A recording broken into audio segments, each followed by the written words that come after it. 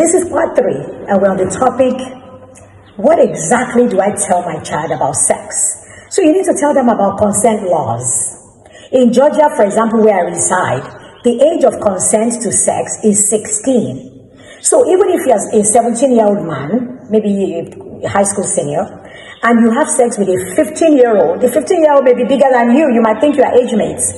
If you have sex with a 15-year-old, you will be charged with statutory rape because a 15-year-old in Georgia does not have the legal capacity to say yes to sex.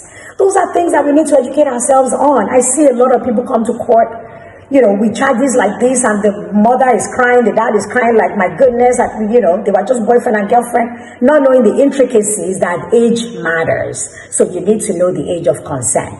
We need to teach our children about media literacy, about the unrealistic expectations that the media portrays. Many times, things happen, we use teachable moments, where people seem to be having glamorous lives and, they are portraying sex as being wonderful even outside of marriage. But you need to trace those and see how those stories end and be able to share with your child. Sometimes you may have to use real life examples of things that look good, that look rosy, but at the end of the day, they are not. I don't have time to give examples of so many things on social media, but look for those examples and share with your children and let them know that not all that glitters is gold.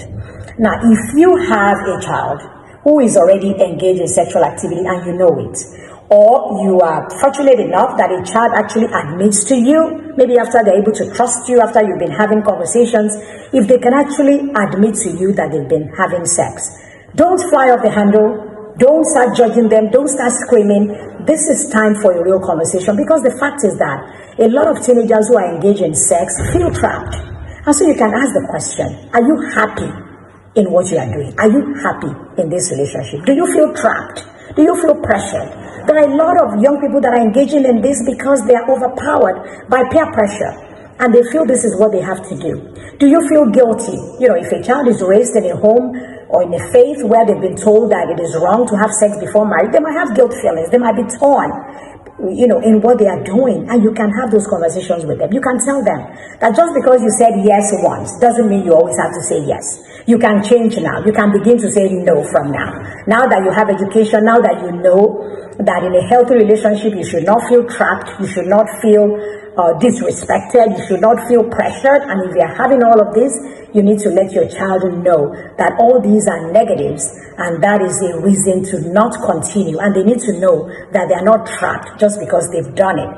You can ask them, in this relationship, do you feel valued? Do you feel respected? We can have these conversations with our children. Our children are very wise. They are ready to listen. They are smart. If you give them reasons for why you ask them to make some decisions, they will follow.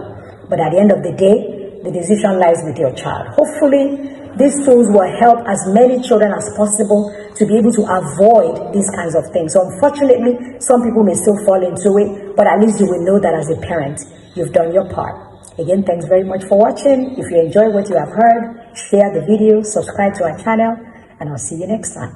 Thank you and God bless.